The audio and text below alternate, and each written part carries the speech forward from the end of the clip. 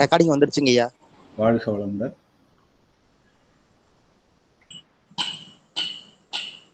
அன்னைக்கு வணக்கம், தந்தைக்கு வணக்கம், ஆசானுக்கு வணக்கம்.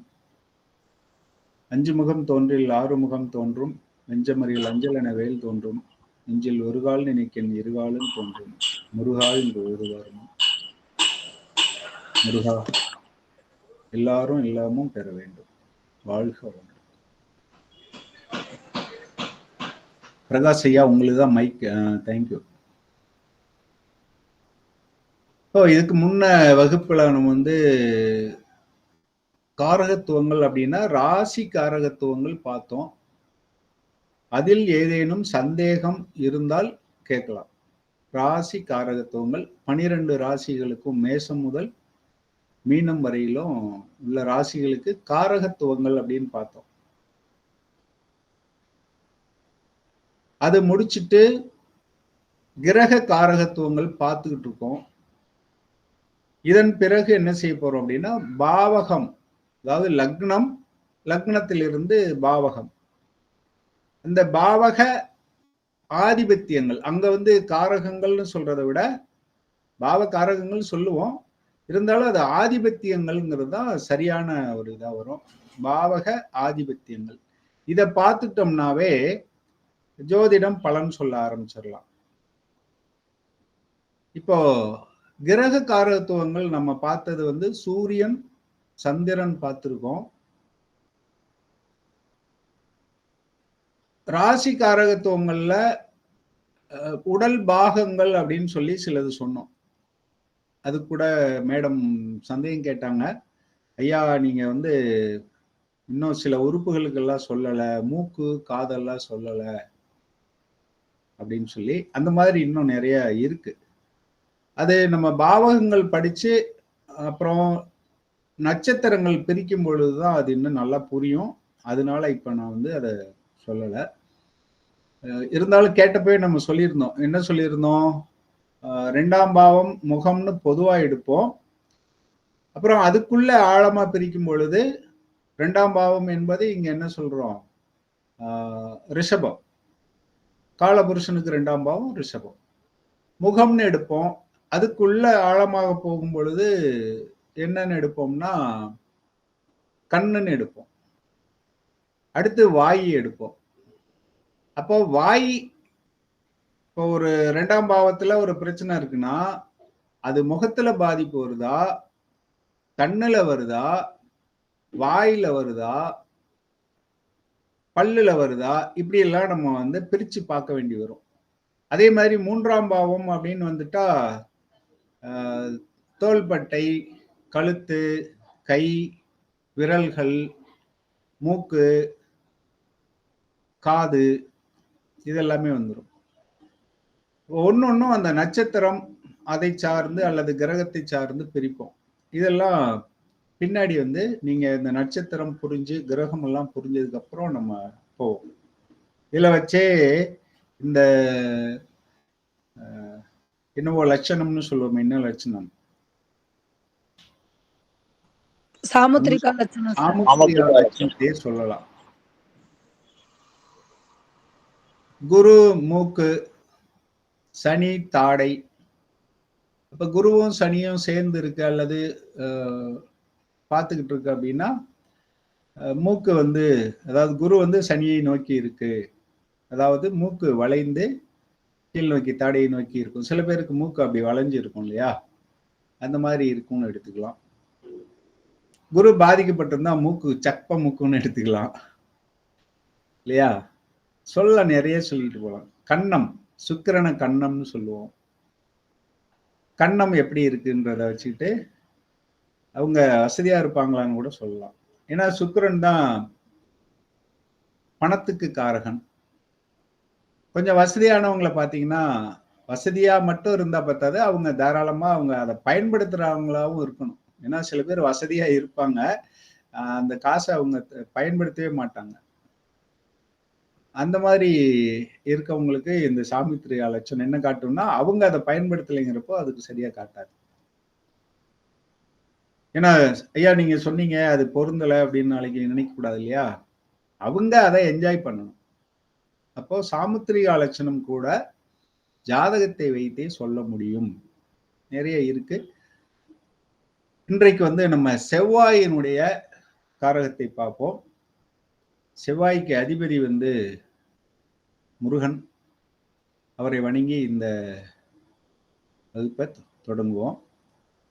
செவ்வாயினுடைய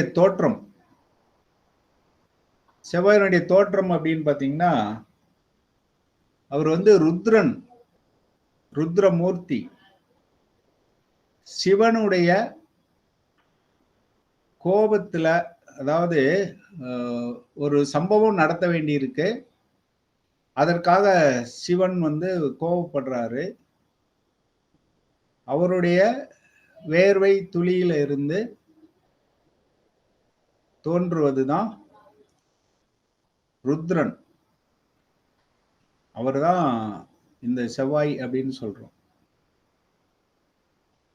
அதிபதியாக நம்ம முருகனை எடுத்துக்கிறோம். ஏன்னா முருகன் போர்படை தளபதி.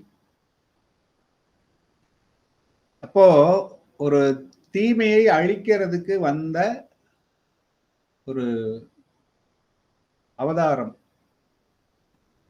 போர் வீரன், சிவனுடைய அம்சம்.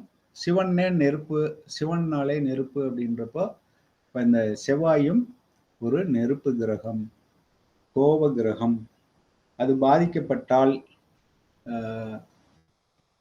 எதிர்வினைகள், அதாவது நெகட்டிவ் எஃபெக்ட்ஸ் நிறைய இருக்கும் அப்படின்னு எடுத்துக்கலாம். அடுத்து செவ்வாய் நம்ம பூமியில் இருந்து பிரிந்து சென்றதாக ஒரு அறிவியல் ஆராய்ச்சி, ஒரு கொள்கை இருக்கு.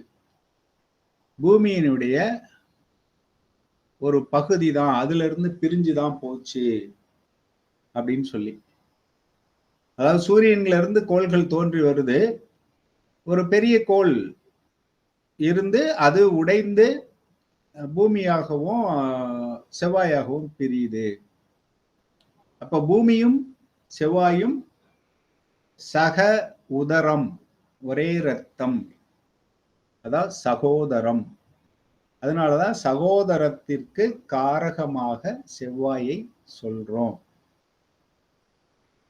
இப்ப பூமியிலிருந்து உடைஞ்சு போச்சுன்னா, ஒரு செங்கல் எடுத்து உடைக்கிறோம். செங்கல் அறுக்கிறது நமக்கு தெரியும். அதாவது செங்கல் வேகிறதுக்கு முன்னாடி அச்சுல அந்த மண்ணை போட்டு அச்சு வார்த்து எடுப்பாங்க. அந்த செங்கல் எப்படி இருக்கும்? உடைச்சிட்டோம்னா அதனுடைய அந்த மேல் பரப்பு எப்படி இருக்கும்? உடையிற பரப்பு சிக்கி முக்கி கற்கள் போல இருக்கும். அதாவது கூர்மையாக இருக்கும். சாதாரண செங்கல்ல எடுத்து ஒருத்தர் அடைச்சோம்னா ஆகிற காயத்துக்கும் இந்த உடைஞ்ச கல்லை வச்சு அடிக்கிறதுக்கும் வித்தியாசம் இருக்கும். ஏன்னா அது எங்கேயாவது கூர்மையா இருந்துச்சுன்னா பெரிய காயத்தை உண்டாக்கும். கூர்மையான காயங்களை அல்லது ரத்தம் வர்ற மாதிரி இதை உண்டாக்கும். வெட்டுதல், குத்துதல் அப்படின்னு சொல்றோம் இல்லையா? இப்ப இதெல்லாம் செவ்வாயினுடைய காரகமாக இப்படி நாம புரிஞ்சுக்கலாம். ஏன் சகோதரம்னு சொல்றோம், சகோதர காரகம்னு சொல்றோம். அடுத்து ஏன் அது ஆயுதத்துக்கு காரகமாக சொல்றோம்? அதாவது செவ்வாய் வந்து ஆயுதத்தை குறிக்கும். செவ்வாய் ஆயுதம். இந்த செவ்வாய் ஆயுதம்ங்கிறதுக்கு எங்க பயன்படுத்துவோம்? குலதெய்வம் கண்டுபிடிங்கன்னு சொல்றாங்க. எனக்கு குலதெய்வம் தெரியல சார்னு ஒருத்தர் வந்து சொல்றாரு.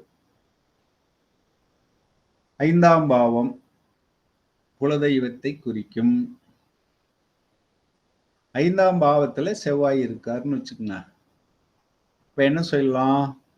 உங்க குலதெய்வம் ஆயுதம் வைத்திருக்கும் அப்படின்னு சொல்லலாம். குலதெய்வம் ஆயுதம் வைத்திருக்கும் அப்படின்னு சொல்லலாம். சோ இந்த மாதிரி காரகங்களை எங்கெங்க பயன்படுத்தணும் அப்படின்னு சொல்லி பயன்படுத்திக்கலாம். அடுத்து செவ்வாயினுடைய நிறம் சிவப்பு அப்படி எடுத்துக்கலாம். இப்ப நம்ம பவர் பாயிண்ட் போட்டே நம்ம என்ன சொல்லிடலாம், ஏன்னா எதுவும் மிஸ் ஆகாம இருக்கும். அதனால முக்கியமா ஞாபகம் வேண்டியது செவ்வாயினுடைய அதிபதி தெய்வம் வந்து முருகன் அப்படிங்கிறத ஞாபகம் வச்சுக்கோங்க. செவ்வாயை ஏன் சகோதரக்காரகன்னு சொன்னோங்கிறதுக்கு சொல்லிட்டோம். ஏன் ஆயுதம் அப்படின்னு சொன்னோன்றதுக்கும் காரணம் சொல்லிட்டோம். ஏன்னா கூர்மையான ஆயுதங்களை குறிப்பது செவ்வாய். ஸ்கிரீன் தெரியும்னு நினைக்கிறேன். தெரியுதுங்கய்யா. வாழ்க. கிரக காரகத்துவங்கள், அதுல செவ்வாய் பகவானை பத்தி பார்க்க போறோம். செவ்வாய் வந்து சூரியன், சூரியனுக்கு அடுத்தது புதன், இப்படி வரும். புதனுக்கு அடுத்தது சுக்கிரன், சுக்கிரனுக்கு அடுத்தது பூமி, பூமிக்கு அருகில, அதாவது பூமிக்கு வெளிவட்டத்துல, பூமிக்கு உள்வட்டத்துல சுக்கிரன், பூமிக்கு வெளிவட்டத்துல செவ்வாய் இருக்கு. செவ்வாயினுடைய வாகனம் பாத்தீங்களா? செவ்வாயினுடைய வாகனம் ஆடு. கூர்மையான ஆயுதத்தை வச்சிருக்கு. அப்ப ஆயுதத்தை குறிக்கிறது. செவ்வாய் என்ன ஆண் கிரகமா பெண் கிரகமா அப்படின்னு பார்த்தா இது ஒரு ஆண் கிரகம். பெயர், இவங்களுக்கெல்லாம் பெயர் எப்படி வரும் அப்படின்னு பாத்தீங்கன்னா, முருகன் பெயர்கள், எந்த பெயர் இருந்தாலும் முருகன் பெயர் வரும். இப்ப பாலமுருகன் அப்படின்னா என்ன கிரகங்கள் சேர்ந்திருந்தால் பாலமுருகன் வரும். பாலன் அப்படின்னா சின்ன வயசுன்னு அர்த்தம். புதன் இன்னும் நடத்தல, அதனால உங்களுக்கு அது சொல்ல வராது. முன்னாடி படிச்சவங்களுக்கு தெரியும். புதன் தான் இளையவன் அப்படின்னு அர்த்தம். அப்போ பால முருகன் அப்படின்னா செவ்வாயும் புதனும் சேர்ந்திருந்தால் பாலமுருகன் அப்படின்ற பெயர் வரலாம். அதாவது 5, 9ல செவ்வாய் புதன் சேர்ந்திருந்தால், அது புதன் வீட்டில் செவ்வாய் இருந்தால் அல்லது செவ்வாய் வீட்டில் புதன் இருந்தால் இப்படி பேர் வரலாம். இதெல்லாம் நீங்க பிராக்டிஸ் பண்ணீங்கன்னா ஜாதகனுடைய பேர் இதுதான் இருக்கும் அப்படின்னு அவங்க டேட் ஆஃப் பர்த் டைம் மட்டும் வாங்கிட்டு ஜாதகத்தை போட்டுட்டு நம்ம இதை சொல்லி பிராக்டிஸ் பண்ணீங்கன்னா உங்களுக்கு அப்படியே வந்துடும், பேரை சொல்ல முடியும். சரி, செவ்வாயினுடைய மற்ற பெயர்கள்னு பார்த்தீங்கன்னா அங்காரகன், ருத்ரன், குஜன், மங்களன். ஏன்னா நம்ம பொதுவாக சொல்லும் போதே என்ன சொல்லுவோம்னா, யோகங்களை பத்தி சொல்லும்போது குரு மங்கள யோகம், சந்திர மங்கள யோகம் அப்படின்லாம் சொல்லுவோம். அதனால மங்களன்ங்கிறது இவருடைய பெயர் தான். ஆனால் நம்ம என்ன சொல்றோம், செவ்வாய்க்கிழமையா ஆகாதுன்றோம். ஆனா அவருக்கு பேரே மங்களம், மங்களன். குணம் எப்படி இருக்கும் அப்படின்னு பார்த்தீங்கன்னா, வீரம், கோபம், போர்க்குணம், முன் யோசனை இல்லாம செஞ்சிருவாங்க, காவல் காத்தல், பதட்டம், ஆணவம். ஒரு போர்ப்படை தளபதினா ஆணவம் இருக்கத்தானே செய்யும். அந்த ஆணவம் இல்லைன்னா தளபதியா இருக்க முடியாது. ஏன்னா ஒவ்வொருத்தரும் சொல்றதை கேட்டுக்கிட்டே இருந்தா ஒரு முடிவுக்கு வர முடியாது, அப்புறம் போர்ல ஜெயிக்க முடியாது. நம்ம கிரகங்களை பத்தி சொல்லும் பொழுது சூரியனை வந்து ராஜா, அரசன் அப்படின்னும், சந்திரனை ராணி அப்படின்னு சொன்னோம். அந்த வகையில ஒரு நாட்டுல அவங்க 2 பேரும் ராஜா ராணினா இவர் தான் யாரு, போர்ப்படை தளபதி. நம்ம சொல்றோம் இல்லையா முப்படை தளபதின்ட்டு, அந்த மாதிரி இவரு போர்ப்படை தளபதி.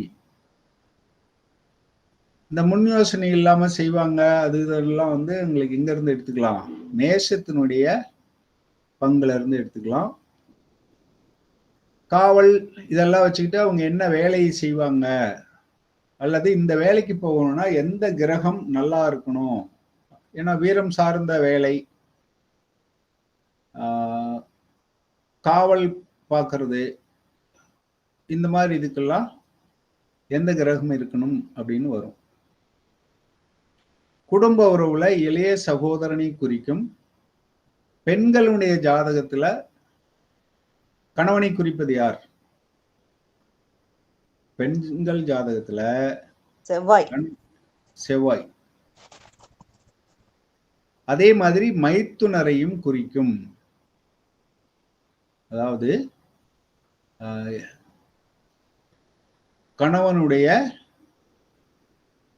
கணவனுடைய தம்பி அப்படின்னு எடுக்கக்கூடாது.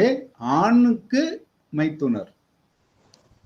ஏன்னா பெண் ஜாதகத்துல மைத்துனர்னு எடுக்க முடியாது. அது கணவனை மட்டும்தான் குறிக்கும். அப்படிதான் எடுக்கணும். ஆண் ஜாதகத்தில் வந்து மனைவியினுடைய சகோதரனை குறிக்கும். செவ்வாய் என்பது சகோதரனையும் குறிக்கும், அதே மாதிரி மைத்துனையும் குறிக்கும். உடல் பாகத்தில்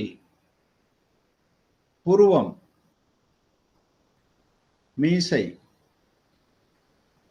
பல், நகம். ஏன் இந்த பல்லு நகத்தை எல்லாம் அங்க கொண்டு வரோம்? நம்ம தற்காப்புக்கு பயன்படுத்துறோம்ல சார் சில நேரத்துல. காந்தியே சொல்லியிருக்காரு இல்லையா, பெண்கள் வந்து நகத்தை ஆயுதமாக பயன்படுத்தலாம் அப்படின்ட்டு. ஏன்னா பல்லு ஒரு ஆயுதம் தான், நகமும் ஆயுதம் தான். அதனால மீசை புருவமெல்லாம் எப்படி வருதுன்னா, கோபம் வீரத்தை எல்லாம் குறிக்கிறது மீசை. அதனால மீசையை அங்க கொண்டு வரும். தோல், நீங்க மீசையை வச்சுக்கிட்டே ஒருத்தருக்கு செவ்வாய் எப்படி இருக்கும் அப்படின்றத சொல்லிடலாம். ஒருத்தர் மீசையை பார்த்தோன்னே அவங்க செவ்வாய் எப்படி இருக்கும் அப்படின்னு சொல்லலாம். தோல், இங்க தோல்ங்கிறது தோள்பட்டையை குறிக்குது. தோள்பட்டை. ஏன்னா புஜபல பராக்கிரமம் அப்படின்னு சொல்லுவோம் இல்லையா, வீரத்தை குறிப்பது தோல். சொல்லும் போது தினவெடுத்த தோள்கள் அப்படிம்பாங்க வர்ணனையில. அதனால தோள்களை குறிப்பது.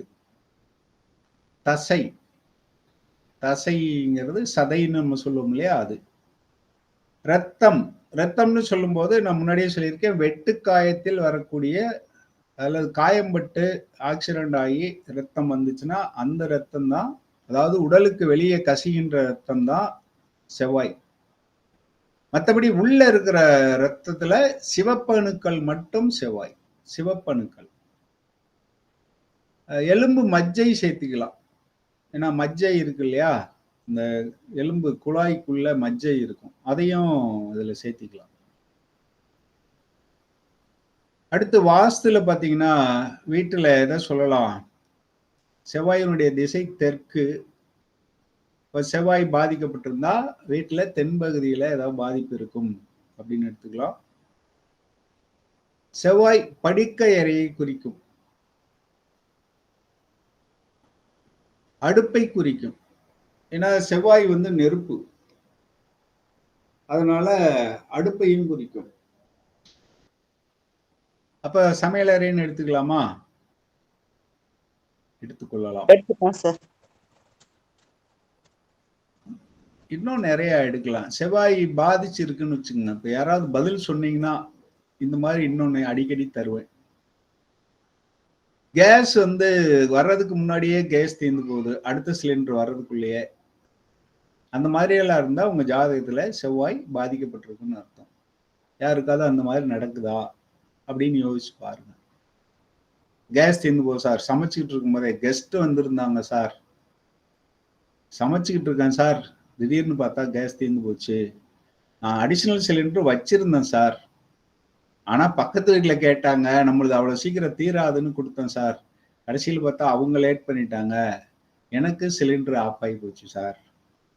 இது மாதிரி யாருக்காவது நடந்தால் செவ்வாய் ஜாதகத்துல எப்படி இருக்காருன்னு பாருங்க, தெரியும் அடுப்புக்கும் செவ்வாய்க்கும் சம்பந்தம் இருக்கா இல்லையா. சார் அப்ப கோச்சாரம் மட்டும் பாதிச்சிருக்கும் சார், கோச்சாரத்துல செவ்வாய் பாதிப்பு இருக்கும் சார். எப்படியோ செவ்வாய் ஜாதகத்துல பாதிப்பு இல்லாம கோச்சாரத்துல மட்டும் வரும்போது, அதாவது கோச்சாரத்துல வரும்போது சம்பவம் நடக்கும், ஜாதகத்துல பாதிப்பு இருக்கணும் இல்லையா. நீங்க அடுத்த ஸ்டெப் அழகா எடுத்து கொடுத்துட்டீங்க. ஏன்னா எப்ப நடக்குங்கிறது இருக்குல்ல, ஏன்னா டெய்லியுமே சிலிண்டர் தீர்ந்து போகாது. வாழ்க்கை வளமுடன். கோச்சாரம் தான் கரெக்டானது. ஏன்னா தசாபுத்தினா ஒரு தசா நடக்கிறது, இப்ப செவ்வாய் தசைன்னு எடுத்துட்டீங்கன்னா 7 வருஷம் நடக்கும். 7 வருஷத்துக்கு சிலிண்டர் இருக்குன்னு சொல்ல முடியாது. அருமையான ஒரு ஆய்வு. கோச்சாரத்தில் அப்படி வரும்போது நடக்கும். வாழ்க வளமுடன். சமுதாய உறவு அப்படின்னு பார்க்குறப்போ போலீஸ்காரங்க, இராணுவம், தீயணைப்புத்துறை, வீர தீரம் அப்படின்னா ரவுடிகளையும் சொல்லலாம் இல்லையா? அவங்களும் ஒரு வகையில ஒருத்தருக்கு பாதிப்பா இருந்தாலும் இன்னொருத்தருக்கு பாதுகாப்பு கொடுக்குறாங்க. இந்த கட்ட பஞ்சாயத்து பண்றவங்க யாரோ ஒருத்தருக்கு பாதுகாப்பு கொடுக்குறாங்க. செக்யூரிட்டி, அதை இங்க சொல்ல மறந்துட்டேன். செக்யூரிட்டி காவல் தானே பாக்குறாங்க. வாட்ச்மேன், செக்யூரிட்டி, வாட்ச்மேன், இவங்கெல்லாம் இதுலதான் வருவாங்க. செவ்வாயினுடைய காரகத்துல வருவாங்க. வசிப்பிடங்கள் அப்படின்னு பாத்தீங்கன்னா ஆயுத கிடங்கு, போலீஸ்ன்னு சொல்லிட்டோம். அப்போ போலீஸ் ஸ்டேஷனையே சொல்லலாம். போலீஸ் ஸ்டேஷன், கரடு முரடான இடங்கள், முள்காடுகள், குன்றுகள், குறிஞ்சி நிலம். ஏன்னா செவ்வாயினுடைய ஆட்சி வீடு வந்து குறிஞ்சின்னு சொல்லியிருக்கோம், மேஷம். அதனால அதையும் எடுத்துக்கலாம். வேற ஏதாவது வசிப்பிடங்கள் சொல்லுங்க பார்க்கலாம். நீங்க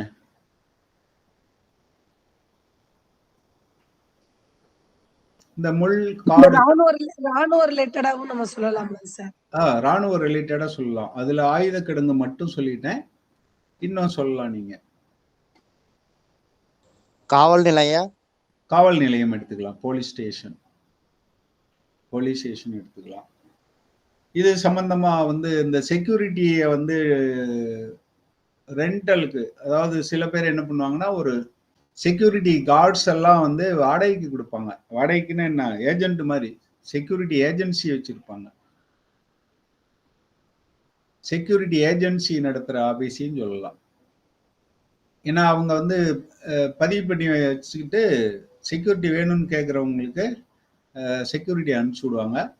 அந்த சம்பளத்துல இருந்து ஒரு குறிப்பிட்ட சதவிகிதத்தை வந்து அந்த ஆபீஸுக்கு அவங்க அந்த வேலைக்கு நம்மகிட்ட வர்றவங்க அங்க கொடுக்கணும். இது இந்த திருமண புரோக்கர் மாதிரி தான். ஐயா உடற்பயிற்சி மையம். வாழ்க வளமுடன். அருமையா எடுத்துறீங்களே. உடற்பயிற்சி மையம் எடுத்துக்கலாம் சார். இதெல்லாம் தொழில்ல தானே சார் வரும்? இடங்கள் இந்த இப்ப ஒரு வசிப்பிடங்கள்னா தொழில்ங்கிறப்போ அதையே சொல்லலாம். அதுக்கு உண்டான ஆபீஸ் சொல்லும் போது தொழில்னு சொல்றப்போ அங்க சொல்லி கொடுக்குறவரை மட்டும்தான் நம்ம சொல்ல முடியும். நீங்க வந்து அந்த சென்டர் வச்சிருப்பீங்க சார் அப்படின்னு சொல்லலாம். இடம் அப்படின்னு வர்றப்போ அந்த இடம்.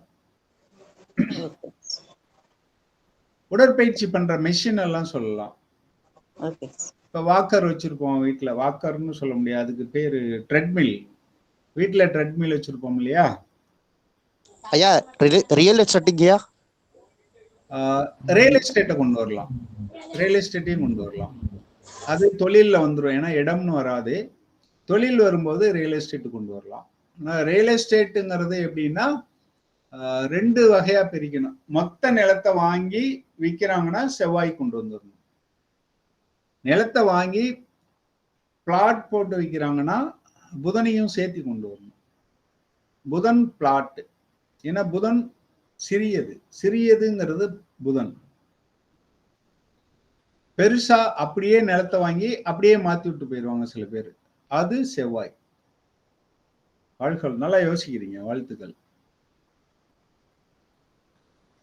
இன்னும் சொல்லுங்க சார். செவ்வாய் வந்து பூமியில இருந்து பிரிஞ்சு போனதுனால அவருக்கு பூமிக்காரகன்ற ஒரு பேர் இருக்குல்லங்க சார்? ஆமா ஆமா. அப்ப அந்த இதுவும் நீங்க அதனால நம்ம செவ்வாயை வந்து அந்த பெரிய நிலங்கள்னு நம்ம சொல்லிக்கிறோம். ஆமா, வாழ்க வளமுடன். இப்படிதான் காரகங்களை நீங்களா எடுக்கணும். நிறைய காரகங்கள் எவ்வளவு எடுத்துக்கிட்டே போகலாம். இப்ப பாருங்க, இன்னொன்னு சொல்லுங்க. விவசாயம் அதுல கொண்டு வந்துடலாமா? ஏன்னா நிலத்துல தானே விவசாயம் பண்றோம். அதனால விவசாயத்திற்கு காரகம் செவ்வாய் கொண்டு வரலாம். கேட்பீங்க, சார் தண்ணி இல்லாம விவசாயம் பண்ண முடியுமா? சந்திரன் சேர்ந்து விவசாயம் பண்ணா அது ஒரு தொழில். சந்திரன் இல்லாம பண்றது மானாவாரி. அவ்வளவுதான். வாழ்க வளமுடன். தொழில்கள் அப்படின்னு எடுத்துட்டீங்கன்னா IPS, Indian police service, IPS officer எல்லாம் ஐபிஎஸ் தான் சொல்லணுமானா ஒரு பெரிய விஷயத்த சொல்லாமன்னு தான். கான்ஸ்டபிள்ல இருந்து உங்களுக்கு செவ்வாய் சுமாரா இருந்துச்சுன்னா ஒரு கான்ஸ்டபிளா வராரு. செவ்வாய் நல்லா இருந்ததுன்னா, கொஞ்சம் நல்லா இருந்துச்சுன்னா ஒரு சப் இன்ஸ்பெக்டரா வராரு. இன்னும் கொஞ்சம் நல்லா இருந்தா டிஎஸ்பியா வராங்க. இன்னும் இடையில இன்ஸ்பெக்டர் போஸ்ட் எல்லாம் ப்ரொமோஷன் தான். முதல்ல கான்ஸ்டபிள் எடுப்பாங்க, அதுக்கு அடுத்து சப் இன்ஸ்பெக்டர் எக்ஸாம் இருக்கு, அப்புறம் டிஎஸ்பி குரூப் 1க்கு. இந்த டிஎஸ்பி எல்லாம் வரும்போது நீங்க எப்படி இருக்குன்னா 10ஆம் பாவம் தொடர்பு வரணும். 4ஆம் பாவம் 6ஆம் பாவகம் தொடர்பு வந்துச்சுன்னா அது வேலை, அதாவது அடிமை வேலை அப்படின்னு சொல்லுவோம். நம்ம ஆபீசர் அப்படின்னு வந்துட்டா 10, அவங்களுக்கு கீழே வேலை பார்க்குற வேலை, கிளர்க்கல் மாதிரி இருக்கிறது, அல்லது சொல்றதை மட்டும் கேட்பாங்க, முடிவெடுக்க முடியாத இடத்துல இருந்தாங்கன்னா அந்த வேலை வந்து 6 குறிக்கும். இப்ப செவ்வாய் 6ல இருந்தா போலீஸ், செக்யூரிட்டி, அது ஒரு சனி சேர்ந்திருக்கு அப்படின்னா செக்யூரிட்டி. இங்க வந்து பலன் எடுக்கிற விஷயம் சொல்றேன். எதுக்காக சொல்றோம் அப்படின்னா, ஒரு விஷயத்தை எப்படி எடுக்கிறோம், காரகம் எப்படி பயன்படுது அப்படிங்கிறதுக்கு. ஏன்னா காரகங்களை மட்டும் சொல்லிட்டு போனா அவங்களுக்கு மனசுல நிக்காது, அதுக்காக அது சொல்றோம். என்ஜினியரிங் வந்து ஏன்னா நெருப்பு இல்லாத என்ஜினியரிங் கிடையாது. ஏன்னா ஒரு என்ஜின் ஓடணும்னா குறைஞ்சபட்சம் பெட்ரோல், டீசல், மண்ணெண்ணெய் அல்லது மின்சாரமும் நெருப்பு தான், இதெல்லாம் வேணும். அதனாலதான் செவ்வாய் வந்து எந்திரவியல் அதை குறிக்கும். விவசாயம், நிலத்தை பயன்படுத்துறோம். சிவில் என்ஜினியரிங்கும் இதுல எடுத்துக்கலாம், சிவில் என்ஜினியரிங் கொண்டு வரலாம். செங்கல் தொழில், அதான் இங்க அங்க அமைப்பை பொறுத்து இது தொழில் செய்வாங்களா வேலைக்கு போவாங்களா அப்படிங்கிறத பார்த்துக்கணும். 10ங்கிறது தொழிலையும் குறிக்கும், அதிகாரி என்பதையும் குறிக்கும். எப்ப தொழில் எப்ப அதிகாரிங்கிறத நம்ம பின்னாடி பார்ப்போம். அறுவை சிகிச்சை மருத்துவர், ஏன்னா ஆயுதம்னு சொன்னோம் இல்லையா, ஆயுதம்ங்கிறது அவங்க அறுவை சிகிச்சை சர்ஜன் சொல்லுவோம், MS மாஸ்டர் ஆஃப் சர்ஜரி. அவங்க வந்து கத்தி அது மாதிரி ஆயுதங்களை பயன்படுத்துவாங்க. அப்ப செவ்வாய் நல்லபடியா இருந்தா அவரு மருத்துவர், செவ்வாய் கோரமா இருந்துச்சுன்னா அவர் வந்து ஆயுதத்தை தூக்கிட்டு மற்றவங்களை மிரட்டுறவரா இருப்பாரு. ரெண்டுக்கும் வித்தியாசமா ஒரு முறையில் அமைஞ்சதுன்னா அவர் ராணுவம், அதாவது பாதுகாப்பு கொடுக்குறாங்க. ராணுவம், போலீஸ். ராணுவத்துக்கும் போலீஸுக்கும் வித்தியாசம் எப்படி சார் கண்டுபிடிக்கலாம்? என்னவோ இன்னைக்கு காரகத்தை விட்டுட்டு பலன்லயே போயிட்டு இருக்கு, யாரோ கேட்டுக்கிட்டு இருக்கீங்க போல இருக்கு, நீங்க கேட்காம எனக்கு இப்படி வராது. ராணுவம் வந்து வீட்டை விட்டு பிரிஞ்சு போவாங்க. செவ்வாய் நல்லா இருக்கு, ஒரு அரசு தொடர்பு வருது, அப்போ காவல் பணி அரசு பணின்னு சொல்லலாம். அடுத்து ராணுவமா போலீஸான அதுக்குள்ள பிரிக்கணும்னா வீட்டை விட்டு பிரிஞ்சு போகணும் இல்லையா? ராணுவம்னா வீட்டுல இருக்க முடியாது, போலீஸ்னா குவார்டர்ஸ் கொடுத்துட்றாங்க, அல்லது ஸ்டேஷனுக்கு பக்கத்துல வாடகைக்காவது வீடு எடுத்துக்குவாங்க. இதுல புரிஞ்சுங்க, போலீஸா ராணுவமா? உள்ளூர்ல இருந்தாருன்னா சொல்லுங்க மேடம். 4ஆம் இடத்தை பார்க்கணும் இல்லைங்களா? வாழ்க வளமுடன். சோசியம் தெரியாதுன்னு எல்லாரும் வெளுத்து வாங்குறீங்க.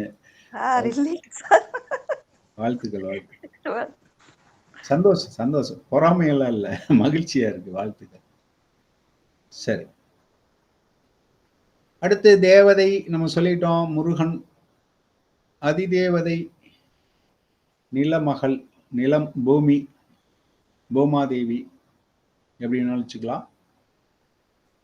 கோவில் எடுத்துட்டு நம்ம பகுதியில வந்து வைத்தீஸ்வரன் கோவில் தான் இதுக்கு முதன்மையான இது. ஏன்னா அங்கதான் முதன்மை. அடுத்து எல்லா முருகன் கோயிலையும் எடுத்துக்கலாம். அது சொல்லியிருக்கோம், எந்த முருகன் கோயிலை பயன்படுத்தணும் எந்த ராசிக்குங்கிறத நம்ம சொல்லியிருக்கோம். தத்துவம் அப்படின்னா இவரு சரம். அடுத்து பூமி தத்துவம், வாதம் பித்தம் கபத்துல இவர் பித்தம். நெருப்புன்னு என்றாலே பித்தம் தான். குணம் ராஜச குணம், அதாவது கொடூரமானவர்னு அர்த்தம். உலோகம் நீங்களா சொல்லுவீங்க, சொல்லுங்க பார்க்கலாம்.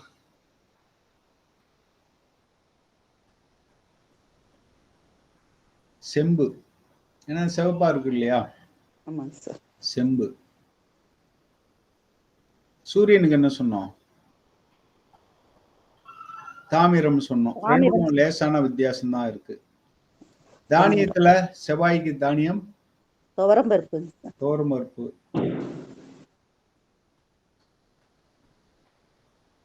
சிவப்பா இருக்க எல்லாத்தையும் எடுத்துக்கலாம். சுவை அப்படின்னு பார்த்தா காரம், நிறம் சிவப்பு, அதாவது பளபளப்பான சிவப்பு இருக்கக்கூடாது, சாதாரண சிவப்பா இருக்கணும். ஒரு காட்டன் துணி அந்த மாதிரி எடுத்துக்கணும். சில்க் சிவப்பா இருக்கக்கூடாது. காட்டன் துணி எப்படி சிவப்பா இருக்கும்? ரஃபா சிவப்பா இருக்கும். அது ரத்தின கற்கள் அப்படின்னு பார்த்தீங்கன்னா பவளம். பவளத்திலேயே நிறைய நிறங்கள் இருக்கு. குறைஞ்சது 2 வகை இருக்கும்னு நினைக்கிறேன். வாகனம் எடுத்துக்கிட்டா ஆட்டுக்கிடா, கிடா. சேவல், சேவல் தெரியும், நம்ம முருகன் வேல்லே இருக்கு. அடுத்து செம்போத்து, அன்னம் எல்லாம் எடுத்துக்கிறோம். மிருகம்னா ஒன்ஸ் அகைன் ஆடுதான் சொல்ல வேண்டி இருக்கு. மரம்னு எடுத்துட்டீங்கன்னா கருங்காலி மரம். மலர் வந்து செண்பகப்பூ, செவ்வரளி பூ, செவ்வரளி பூ. கிழமை செவ்வாய்க்கிழமை.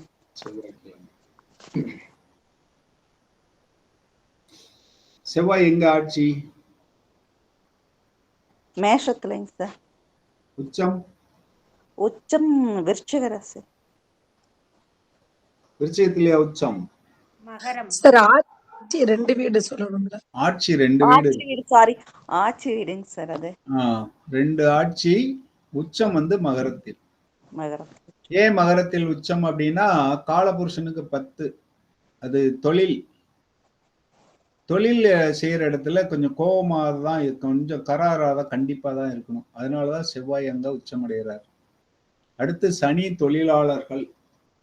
தொழிலாளர்கள்ட்ட உச்சமாதான் இருந்தா வேலை வாங்க முடியும் அப்படிங்கிற ஒரு தத்துவம் கொண்டு வந்திருக்காங்க. ஸோ ஆட்சி வந்து மேஷம், விருச்சிகம், மகரத்துல உச்சமடைகிறாரு, கடகத்தில் நீசம். மூலத்திரிகோணம் வந்து மேஷம்தான். நட்பு, பகை, சமம் இதெல்லாம் கொஞ்சம் கொஞ்சம் மாறும்னு சொல்லியிருக்கேன். நான் சொன்னதை ஞாபகம் வச்சுங்க. அதுக்கு மேல உங்களுக்கு ஞாபகம் இருந்ததுன்னா சந்தோஷம். அடிப்படையா முதல்ல படிக்கிறவங்க குரு அணி, சுக்கிர அணி அப்படிங்கிறத ஞாபகம் வச்சுட்டு பண்ணுங்க. நட்பு வந்து சூரியன், சந்திரன், குரு. ஏன்னா இவங்க வந்து 4 பேரும் ஒரு அணி, குரு அணி. பகைன்னு பாத்தீங்கன்னா புதன், ராகு, கேது. ஏன் சுக்கிரனை சொல்லல? புதன் அணி தானே, சனியும் அதுலதான் வருவார். ஏன் சனியை ஒதுக்கிட்டாங்கன்னு பாத்தீங்கன்னா சனி வீட்டுல தான் செவ்வாய் உச்சமடைகிறார். யார் வீட்டுல அவருக்கு அவ்வளவு மரியாதை கிடைக்குதோ அவரை போய் எதிரியா நினைக்க முடியாது. அதனால அவரை சமமா நினைக்கிறார். சுக்கிரனை மட்டும் ஏன் சார் எதிரியா நினைக்கல அப்படின்னு பார்த்தா, நீங்க காரகத்துல பாத்தீங்கன்னா சுக்கிரன் மனைவி, செவ்வாய் வந்து கணவன். கணவன் மனைவி வந்து பொதுவா குணம் வேற வேற குணமா தான் இருக்கும். அப்பதான் அவங்க கணவன் மனைவியா இருக்க முடியும். ஒரே குணமெல்லாம் இருக்க முடியாது. சும்மா வேணா சொல்லலாம். ரெண்டும் வேற வேற குணம் இருந்தாலும் அவங்க ஒற்றுமையா இருக்கணும். இப்ப கணவன் மனைவி வந்து பகையா இருக்க முடியாது. அதனால செவ்வாய் சுக்கிரன் பகையல்ல, நட்பும் அல்ல. நீங்க ஜோசியருக்கு தான் இந்த அனுபவம் நிறைய கிடைக்கும். கணவனை பத்தியோ மனைவியை பத்தியோ சொன்னா அவங்க பாட்டுல இருக்கிற குறையெல்லாம் சொல்லிட்டு வருவாங்க.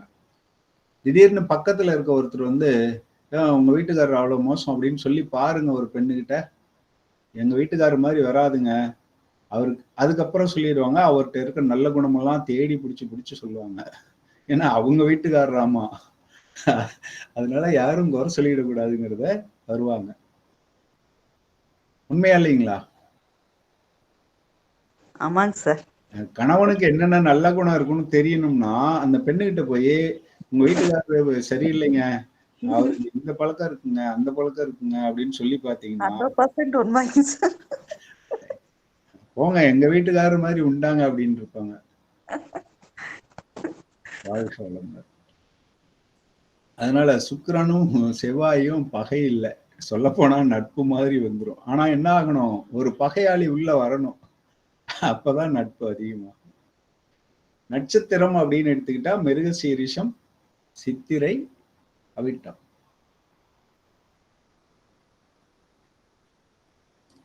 திக்பலம் பார்வை செவ்வாய் வரும்போது சொல்றேன்னு சொன்னேன் இல்லையா? செவ்வாய் வந்து தான் நின்ற இடத்திலிருந்து அல்லது ராசியிலிருந்து 4வது ராசியை பார்ப்பார், 7வது ராசியை பார்ப்பார், 8வது ராசியையும் பார்ப்பார். 4, 7, 8 இந்த 4, 8 சிறப்பு பார்வைகள்னு பேரு.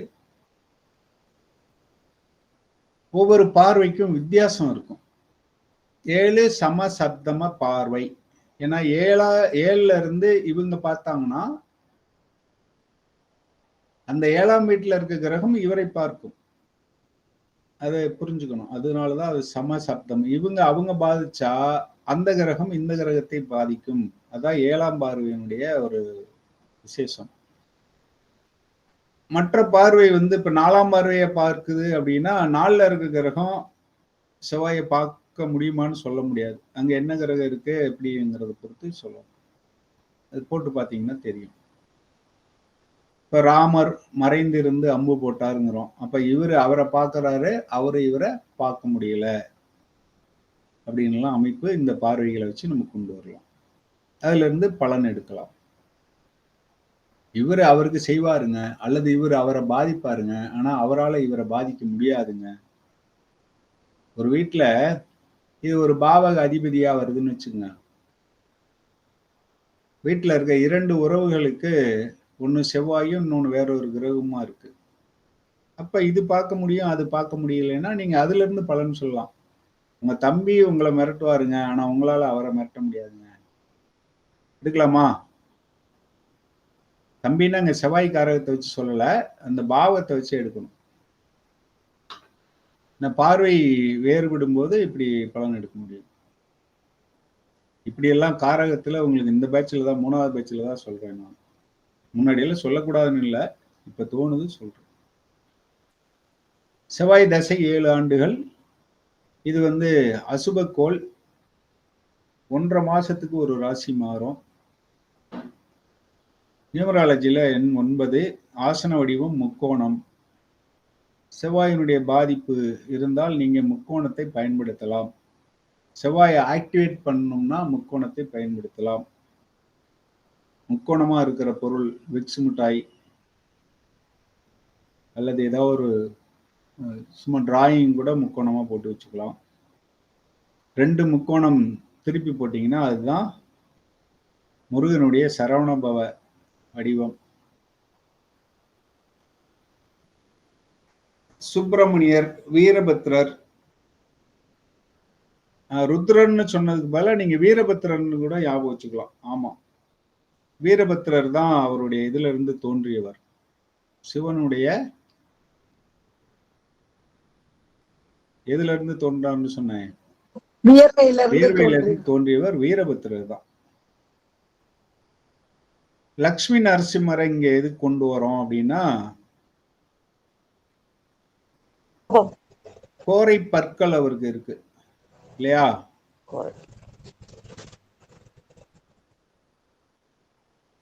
சுப்பிரமணியரை போய் வைணவர்கள்ட்ட சொல்லி முருகனை கும்பிடு அப்படின்னா இப்ப எல்லாம் பண்றாங்க. ஆனா சில பேர் வந்து நான் என்னுடைய வைணவ சாமிகளை தவிர வேற சாமியை கும்பிட மாட்டேன்பாங்க.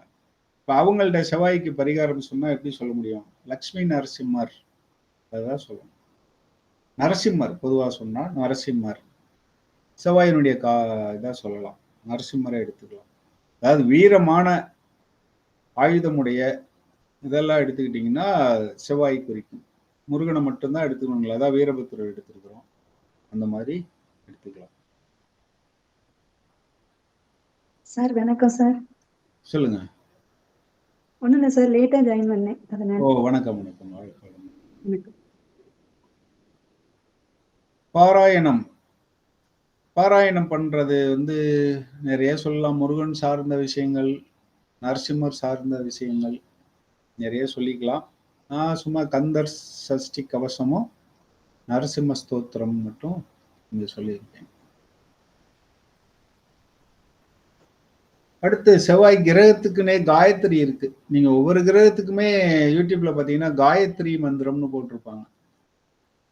2 வரி இருக்கலாம், அல்லது ஒரு பேரா இருக்கலாம், அந்த மாதிரி இருக்கும். அதையும் பயன்படுத்திக்கலாம்.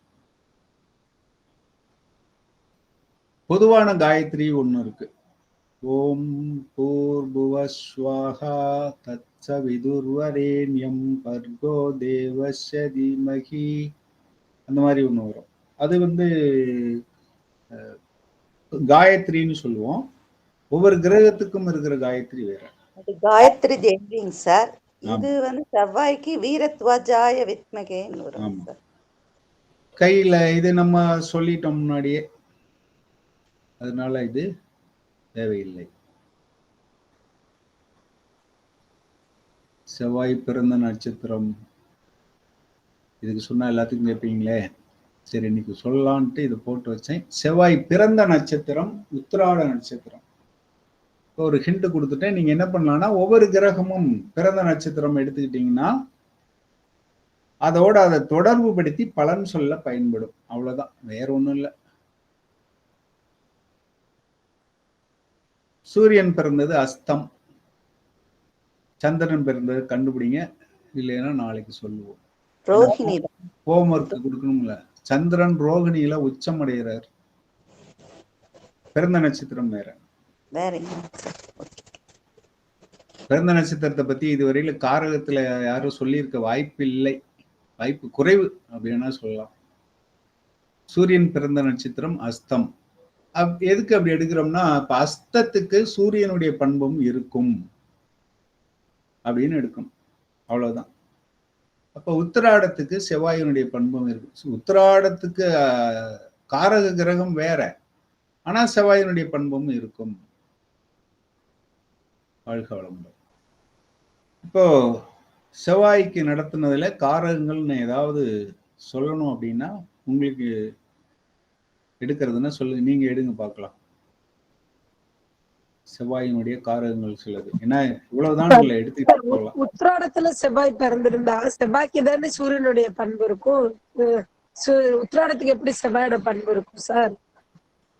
செவ்வாய் பிறந்திருக்காருங்கிறப்போ செவ்வாயினுடைய பண்பு வரும். அப்படிதான் எடுத்துக்கணும், ரிலேட் பண்ணிக்கணும்.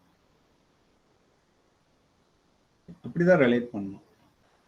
இப்போ நம்ம ஒரு முனிவரை வணங்க சொன்னா எந்த முனிவரை போய் வணங்க சொல்றாங்க? நம்ம பிறந்த நட்சத்திரத்துல பிறந்த ரிஷிகள் அல்லது சித்தர்களை வணங்க சொல்றாங்க.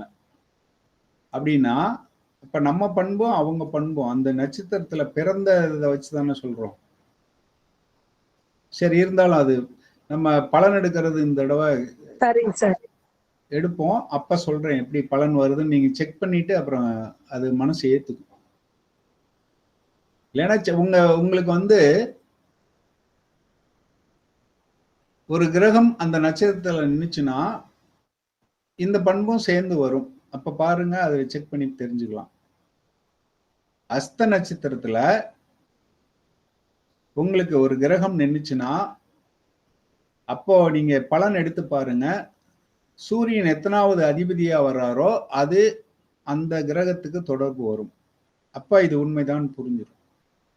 இது மிக மிக உயர்நிலை. இருந்தாலும் நான் எந்த ரகசியத்தையும் வச்சுக்கல. அடிப்படையில கிரக நட்சத்திரத்துல எந்த கிரகம் நின்றாலும், இப்ப நீங்க என்ன லக்னம் சொல்லுங்க? சார் நான் மேஷ லக்னம் சார். மேஷ லக்னம். அஸ்தத்துல ஒரு கிரகம் இருந்துச்சுன்னா 5ஆம் அதிபதி சார்ந்த விஷயத்தையும் அந்த கிரகம் செய்யும். உங்களுக்கு 5ஆம் அதிபதி யாரு வருவாரு? சூரியன் வருவாரா? சூரியன் சார். அஸ்தத்துல உங்களுக்கு கிரகம் இருந்தால், அஸ்த நட்சத்திரத்துல ஏதாவது கிரகம் இருந்தா அந்த கிரகம் சூரியனுடைய அதாவது 5ஆம் பாவாதிபதியினுடைய வேலையும் செய்யும். பலன் இப்பவே சொல்லலாம், ஆனா நமக்கு இங்க அதை சொல்லிட்டு இருக்க முடியாது, டைம் வேஸ்டா போகும். இப்ப செவ்வாயில என்ன காரணங்கள் ஏதாவது சொல்லுங்க அல்லது கேளுங்க பார்ப்போம். யாருக்கும் கேள்வியும் சந்தேகமும் இல்லையா? இந்த நம்பர்லாம் எப்படிங்க சார் கொடுக்குறாங்க? 7, 8, 6, 5, 9 நியூமராலஜில? அதுவும் நான் யோசிச்சுட்டு இருக்கிறேன். பார்ப்போம், சொல்ல முடியுதான்னு பார்க்கலாம். இப்போதைக்கு சொல்றதுக்கு வாய்ப்பு இல்லை. சார் இந்த உச்சம் சொன்ன மாதிரி நீசம்னு சொல்லுங்க சார். செவ்வாய் ஏன் சார் நீசம் ஆயிடுறாங்க? செவ்வாய் எல்லாரும் சொல்ற மாதிரி அம்மாவோட வீடு அம்மாவோட வீடு, நீங்க ஒரு புது கருத்து தான் சொல்லுவீங்க. அதுவா? ஆமா, உங்களுக்கு அந்த இது சொன்னேன் இல்லையா, செவ்வாய் எங்க உச்சமாகுது அப்படின்ட்டு. அதுக்கு ஒரு பாட்டு எனக்கு ஞாபகம் வரும். என்னமோ இன்னைக்கு அந்த பாட்டு ஞாபகம் வரல. என்ன படம்? நான் ஒரு பாட்டு சொல்லுவேனே, தாய்மடியில் பூவாவான் அப்படின்னு ஒரு பாட்டு வருமே, போர்க்களத்தில் தீயாவான், பலி பலி பலி பலி பாகுபலி அப்படின்னு. பாகுபலியில ஒரு பாட்டு இருக்கு இல்லையா? சரிங்க சார். பாகுபலியில ஒரு பாட்டு வரும். இந்த பாட்டுல பலி பலி பாகுபலி பாயும் புலி அப்படின்னு வந்துட்டு, பாயும் புலியில கூட ஒரு விஷயம் இருக்கு.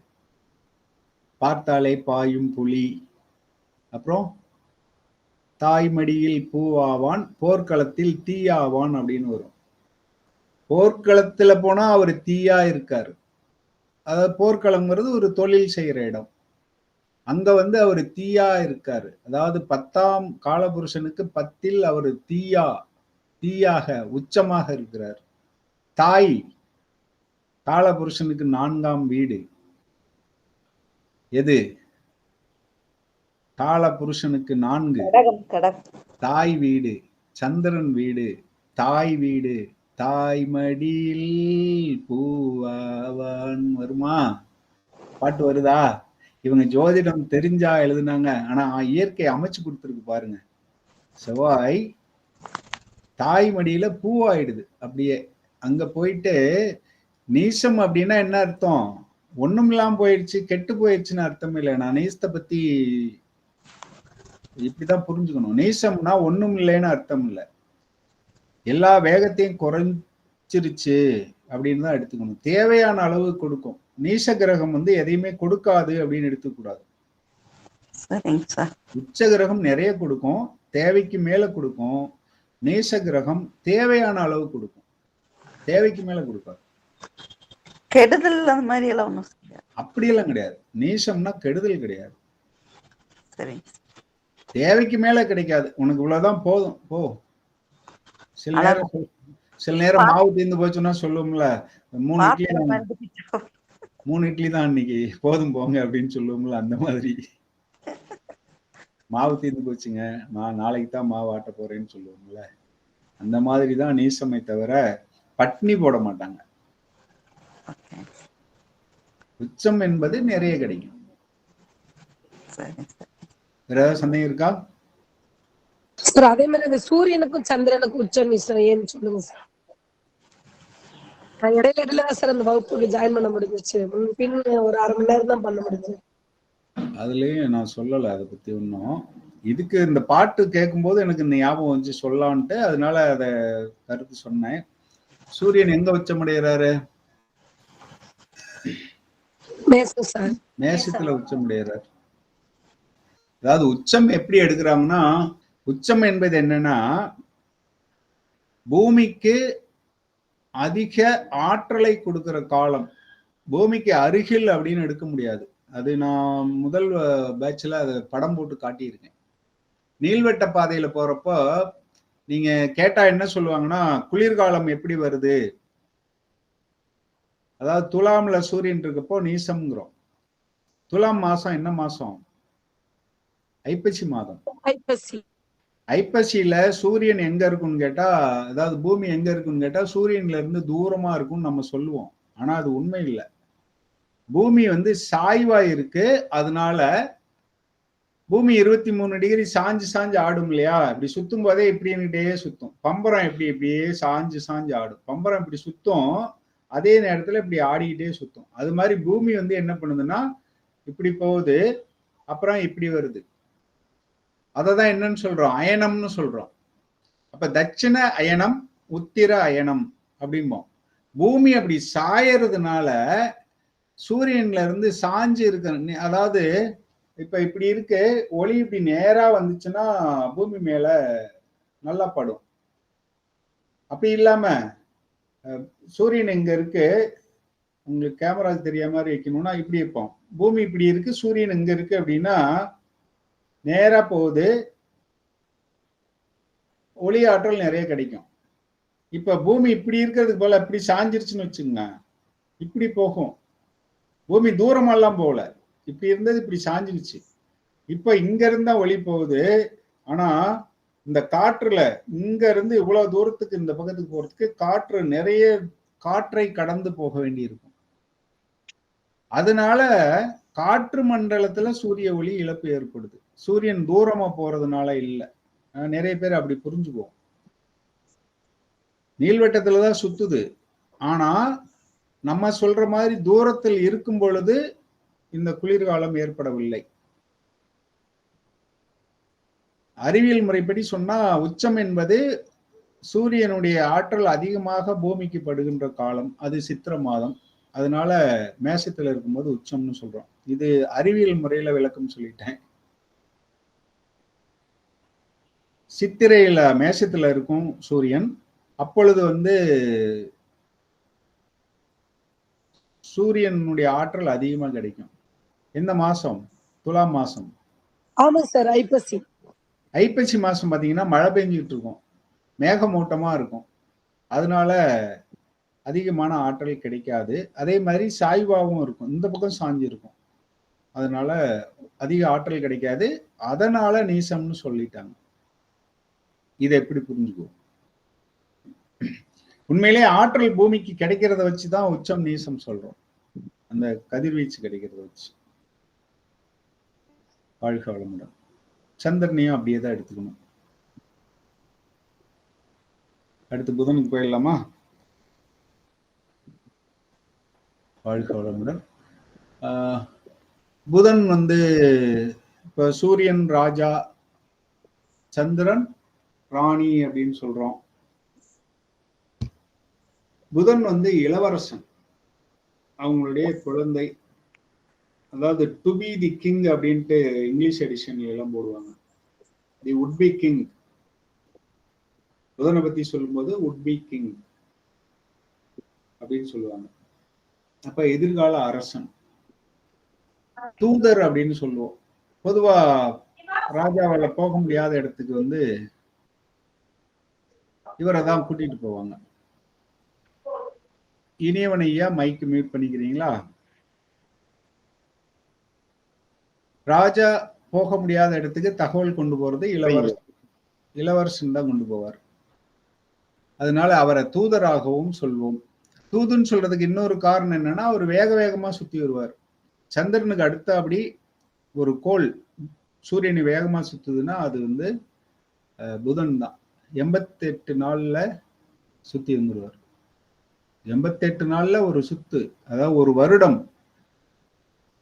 புதனுக்கு ஒரு வருடம் என்பது பூமிக்கு 88 நாள் தான். அதனால வேகம் அப்படிங்கறதை சொல்லலாம். எப்படி முதல்ல சந்திரன்னா அவசரம்னு எடுத்தோம், அப்ப இவரையும் கொஞ்சம் வேகமானவர், அவசரமானவர்னே சொல்லலாம். அதாவது சீக்கிரம் முடிக்கணும்னு நினைப்பாங்க. அந்த மிதுனம், கன்னி இவங்கெல்லாம் என்ன பண்ணுவாங்கன்னா, ஒரு வேலையை எடுத்தா அதை சீக்கிரம் முடிக்கணும், பெண்டிங் வைக்க மாட்டாங்க அப்படின்னு எடுத்ததுனால லக்னத்துல புதன் இருந்தாலும் வேலையை பெண்டிங் வைக்க மாட்டாங்க.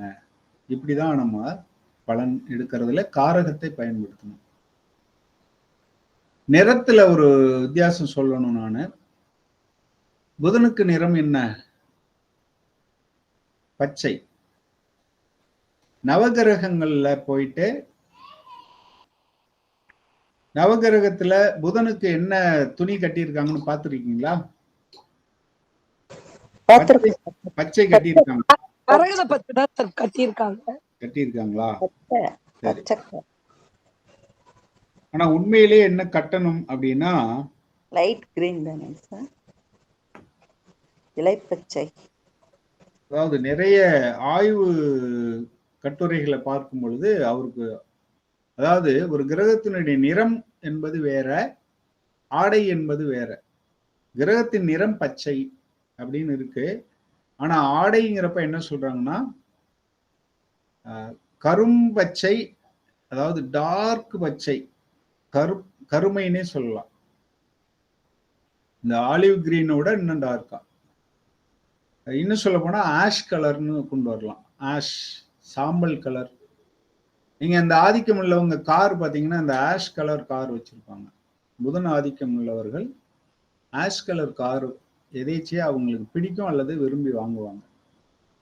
சில்வர் கிரே, சரியா சொன்னா சில்வர் கிரே, அதுதான் உண்மையிலேயே அதனுடைய ஆடை. கிரகத்தினுடைய நிறம் வேற, ஆடை வேற. மற்ற கிரகத்துக்கெல்லாம் ஆடை வேறுபடலை, புதனுக்கு வேறுபடுது. புதனுக்கு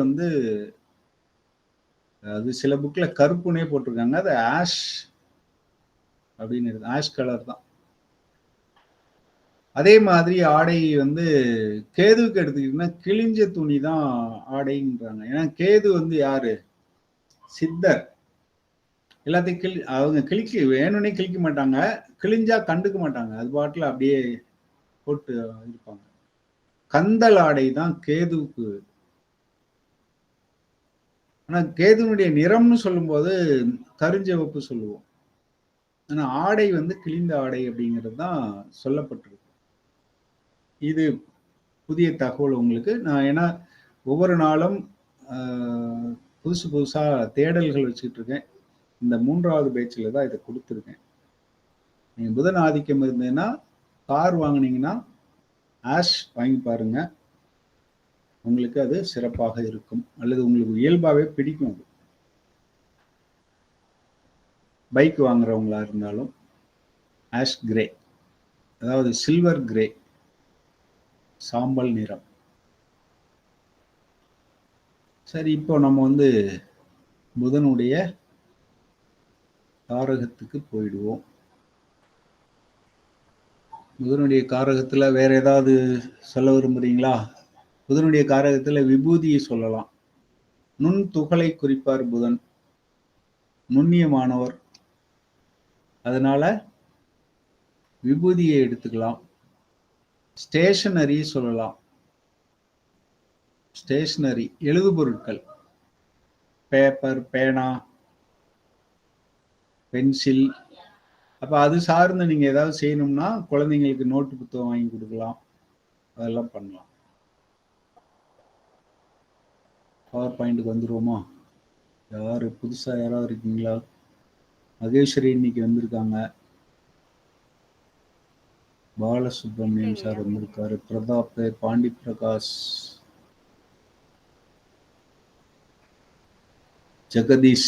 ஜெகதீஷன் பேர் மாத்திட்டாரா? வாழ்த்துக்கள். பிரகாஷ் சார் இன்னைக்கு தான் வந்திருக்கார், வாழ்க்கை. சரி, பவர் பாயிண்ட் ஷேர் பண்ணிடுறேன். புதன்ல நீங்க ஏதாவது சொல்ல வரீங்களா? இந்த ஆடை தான் நான் இடையில ஒரு ஆய்வு கட்டுரை படித்தேன், அது வந்துச்சு. உண்மையிலேயே ஒரு ஆய்வு கட்டுரையில படிச்ச விஷயம், அதெல்லாம் சொல்லணுமான்னு நினைக்காம உங்களுக்கு உடனே சொல்லிட்டேன், மறைக்காமல். வாழ்க்கை. புதன் தாய் மாமன் உறவையும் உறவுல புதன் தாய் மாமனை குறிப்பார், கடைக்குட்டி குறிப்பார். வீட்டுல கடைக்குட்டி. புதன் சூரியனுக்கு அடுத்த வட்டத்துல இருக்காரு, விரைவாக போகக்கூடியவர். பாலினம் அப்படின்னு எடுத்துக்கிட்டா புதன் என்ன, ஆண் கிரகமா பெண் கிரகமா? அலிக்கிரகம். அலிக்கிரகம் அப்படின்னு சொல்றாங்க. ஆனா நான் இதுக்கு வேற சொல்லியிருக்கேன்னு நினைக்கிறேன். புதன் அலி அல்ல, அதாவது எந்த கிரகமே அலி அல்ல. புதன் குழந்தை. அதாவது பால் உணர்வுன்னா என்னன்னே புரியாத ஒரு சிறு வயது பால்ய, அதாவது குழந்தை, பால்யம்னு சொல்றதை விட குழந்தை அப்படின்னு எடுத்துக்கணும். குழந்தை ஆணாவும் இருக்கலாம் பெண்ணாவும் இருக்கலாம் இல்லையா? அது அழி அல்ல, குழந்தை அப்படின்னு தான் எடுத்துக்கணும் புதனை. அந்த உணர்வு அற்றது, ஆண் பெண் அப்படிங்கிற ஒரு உணர்வு அற்றது. குழந்தைங்க விளையாடும் போது சின்ன குழந்தைங்கலாம் பையனை பிடிச்சுக்கிட்டு உருண்டுகிட்டு விளையாடும். பெரியவங்க உருண்டுகிட்டு விளையாட முடியுமா? முடியாது. ஏன்? அப்ப நம்ம மனசுக்குள்ளதான் அந்த உணர்வு வந்துருது. குழந்தைங்களுக்கு அந்த உணர்வு இல்லை. ஆனா ஆண் பெண் வித்தியாசம் இருக்கு. அதனால அலி என்பதை நான் தவறுன்னு சொல்ல, அதுக்கு சொல்லப்பட்ட காரணத்தை புரிஞ்சுக்குங்க. அதனாலதான் இளமைக்கு காரகமா புதனை சொல்றோம். இளைய குழந்தை அப்படின்னு அதனாலதான் சொல்றோம். வீட்டுல கடைக்குட்டியை சொல்லுவோம் புதன். முதிர்ச்சியற்றன்னு கூட தவறா இருக்கும். குழந்தைங்கிறத சரியா வரும். குழந்தைன்னா குருவை தானே சார் சொல்லுவாங்க அப்படின்னா, குழந்தை பிறப்புக்கு காரகன் குரு, ஆனா குழந்தையை குறிப்பது புதன் தான். கடவுள் பெருமாள், அதனால பெருமாள் பெயர்கள் எல்லாம் வரும். இளைய அப்படின்னா புதன். அடுத்து வாணி, வாணின்னு பெயர் இருந்துச்சுன்னா பாத்துக்கங்க. வாணின்னா ஆகாஷ் வாணி அப்படின்னு சொல்றோம் இல்லையா? பேச்சு. வாணின்னா பேச்சு. ஆகாயத்தின் வழியாக பேச்சை அனுப்புவது ஆகாஷ்வாணி. நீங்கள் கேட்டுக்கொண்டிருப்பது ஆகாஷ்வாணியின், எல்லாம் மறந்து போச்சு இப்பெல்லாம், அந்த காணோம், ரேடியோவே இல்லைங்க சார் ஆகாஷ்வாணிங்கிறது. வாணி எப்படி வந்துச்சு அப்படிங்கறத சொல்றேன் நான். வாணினா பேச்சுன்னு அர்த்தம். இதுல வச்சு ஆகாஷ் காற்று தானே சார்? மரகதம், மரகதம்னா பச்சை, அதுல இருந்து மரகதம் வருது. சௌமியானாலும் இவரைதான் குறிக்கும். அதனால இந்த பெயர்கள்லாம் இருக்கலாம். இந்த புதனை பத்தி ஒண்ணு சொல்லணும்னா, 2 அப்பா. புதன் யாரு? குருவினுடைய மனைவிக்கும் சந்திரனுக்கும் பிறந்தவர் தான் புதன். சந்திரன் குரு கிட்ட கத்துக்கிறதுக்காக போறாரு, வித்தைகளை கத்துக்கிறதுக்கு அல்லது படிக்கிறதுக்கு போறாரு. குருவினுடைய மனைவி சந்திரனை பார்த்து ஆசைப்பட ஆரம்பிச்சிட்டாங்க. ஏன்னா சந்திரன் அழகு. அப்போ ஆசைப்பட்ட உடனே அவங்க 2 பேரும் சேர்ந்து ஒரு குழந்தை பிறகுது. அதுதான் புதன்.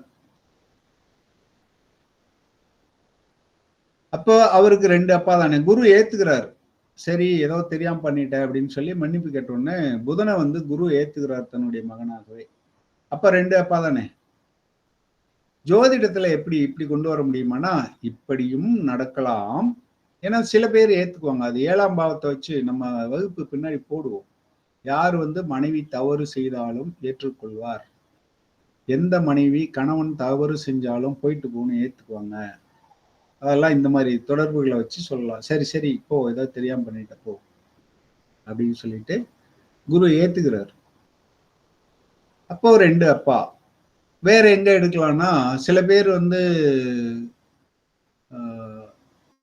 2ஆம் தாரமா, அதாவது பெண்ணுக்கு திருமணமாகி டைவர்ஸ் ஆகியோ அல்லது எப்படி கணவனை இழந்த கைமெண்களாகவோ குழந்தையோட இருப்பாங்க. அந்த பெண்ணை திருமணம் பண்ணிக்குவாங்க, அந்த குழந்தையை ஏத்துக்குவாங்க. இப்படி 7ஆம் பாவத்துல தொடர்புகள் இருந்ததுன்னா நீங்க இவர் குழந்தை உள்ள ஒரு பெண்ணை கட்டிக்கிட்டார் அப்படின்னு எடுக்கலாம். அந்த குழந்தைக்கு 2 அப்பா. அல்லது 2 இடத்தில் வளரும். சிம்பிளா சொன்னா இவங்களுக்கு 2 பேர் இருக்கும்னு சொல்லிடலாம். புதன் ஆதிக்கம் இருந்ததுன்னா, உதாரணத்துக்கு மிதுனம் ராசி லக்னம், இன்னொரு ராசி லக்னம் இது கன்னி ராசி லக்னம். இவங்களுக்கு இது 5ஆம் பாவமா வந்தா கூட 2 பெயர்கள் இருக்கும். ஒண்ணு பேர் வச்சுட்டு கடைசியில நியூமராலஜி பார்த்து பேர் மாத்திருப்பாங்க, அல்லது கூப்பிடுறது ஒரு பேரா இருக்கும், வச்சது ஒரு பேரா இருக்கும். சாமி பேரை வச்சுட்டு கூப்பிடுறது வேற மாதிரி ஒரு பேர் சொல்லி கூப்பிடுவாங்க. யாராவது அப்படி இருக்கீங்களா?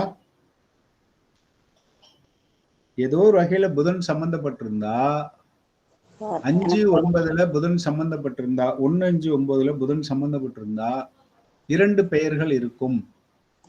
சார் எனக்கு லக்னத்துல புதன் பகவான் இருக்காரு சார். ஆ. எனக்கு வந்து 2 பேர் சார். பாத்தீங்களா? சரியா வந்துருச்சா? அதனால ஆமாங்க சார். இப்படியும் எடுக்கலாம். ஏன்னா 2 அப்பா அப்படிதான் அந்த காலத்துக்கு அது சரி. இப்ப நம்ம அப்படி எடுக்க முடியாது. அப்ப எப்படி பலன் எடுக்கலாம்னா, உங்களுக்கு 2 பேர் இருக்குங்க அப்படின்னு எடுக்கலாம். இப்போ வகுப்பிலேயே அதை நிரூபிச்சிட்டோம் நம்ம. சொன்னதுக்கு உங்களுக்கு ஒரு நன்றியும் வாழ்த்துக்களும். 2 நன்றி பெயர் வரும். அது நான் சொன்ன காரணங்கள் எல்லாம் எப்படி வேணாலும் அமையலாம். நியூமராலஜிக்காக மாத்திருக்கலாம். சில பேர் கிண்டலுக்காக ஒரு பேர் வச்சிருவாங்க. நம்ம சில பேர் என்ன கூப்பிடுவோம், குழந்தையில எல்லா குழந்தைக்கும் மொட்டை அடிப்பாங்க. மொட்டைன்னு தான் கூப்பிடுவோம். சில பேருக்கு அந்த பேர் அப்படியே நின்னு போயிடும். மொட்டையன்னு பேர் கடைசி வரையிலும் மொட்டையனே பேர் வந்துடும். பேரு மொட்டையன்னு சொன்னாதான் தெரியும். அவங்களுடைய உண்மையான பேரு தெரியாது யாருக்குமே. அந்த மாதிரி கூட அப்படி வந்தாலும் அது 2 பேர் தான். சரி, இவங்க குணம் எப்படி இருக்கும் அப்படின்னு பாத்தீங்கன்னா, இளமை, புதன் ஆதிக்கம் இருந்துச்சுன்னா அவங்க எப்படி இருக்காங்கன்னா, கொஞ்சம் வயசானது தெரியாது உங்களுக்கு. வயசானாலும் தெரியாது. வயசானாலும் அவன் இளமையும் அழகும் அப்படின்னு சொல்லி ஒரு வசனம் வரும் இல்லையா? இவங்க பேசுவாங்க, ரஜினி படத்துல வரும் சார். ஆமா. வயசானாலும் இளம அது நீங்க பாத்தீங்கன்னா அவங்க ஜாதகத்திலேயே இருக்கும். நடிகராக இருந்தாலும் சினிமாவில் நடிச்சிருந்தாலுமே அது அவங்க ஜாதகத்திலேயும் வரும். அந்த மாதிரி சம்பவங்கள் தான் வரும். பார்ப்போம், முடிஞ்சா அந்த ஜாதகங்களை போட்டு பின்னாடி ஆய்வு வகுப்புகள் நடத்த போறோம். அதுல இதெல்லாம் பண்ணுவோம். எதேச்சியா பேசுற வசனங்கள் கூட அவங்க ஜாதகத்துல தொடர்பு படுத்த முடியும். இவங்க வந்து இளமையா இருப்பாங்க அல்லது இளமையா குறைஞ்சபட்சம் காட்டிக் கொள்வார்கள். விகட கவி, தூதுவர், சுறுசுறுப்பா இருப்பாங்க. ஏன்னா இது வேக வேகமா சுத்தி வருது இல்லையா? புத்தி சாதுரியம், சமயோஜிதம். சமயோஜிதம்னா சூழ்நிலைக்கு தகுந்த மாதிரி பேசுறது. புத்தி சாதுரியம்ங்கிறது வேற, சமயோஜிதம் வேற. சமாதானம், ஏன்னா அவர் தூதுவர் இல்லையா? அதனால சமாதானம். இந்த புதன் சம்பந்தப்பட்டவங்கள ஒரு பிரச்சனையில கொண்டு போய் விட்டா அவங்க அது நல்லபடியா முடிச்சுட்டு வருவாங்க. செவ்வாய் சம்பந்தப்பட்டவங்களை கொண்டு போய் விட்டீங்கன்னா சமாதானப்படுத்துறதுக்கு பதிலா, இப்போ ஒரு வீட்டுல மாமியார் மருமக சண்டைன்னு வச்சுங்க, பக்கத்து வீட்டுல இருந்து ஒருத்தர் போறாங்க, புதன் சம்பந்தப்பட்டவங்க. 2 பேரையும் கூப்பிட்டு, ஏமா என்ன இருந்தாலும் மாமியா வயசானவங்க, அவங்க மேல தப்பா இருந்தா இருந்து போது விடுமா அப்படின்ட்டு மருமகள்கிட்ட சொல்லிட்டு, மாமியார்கிட்ட வந்து அது சின்ன பிள்ளை அதுகிட்ட ஏமா அப்படின்ட்டு சொல்லிட்டு முடிச்சு வச்சுட்டு வருவாங்க. செவ்வாய் சம்பந்தப்பட்டுச்சுன்னா போன உடனே என்ன பேச்சு பேசுற நீ, மாமியா வந்து உனக்கு புருஷன் சும்மா வந்துட்டானா அப்படியான்னு பேசி அங்கிட்ட ஏத்தி விட்டு இங்கிட்ட ஏத்தி விட்டுட்டு மாமியா வந்து பைய தூக்கிட்டு கிளம்பிடும், அல்லது மருமக பைய தூக்கிட்டு கிளம்பிடும். அதனால தூது யார் அனுப்பணும்னு கூட கணக்கு இருக்கு.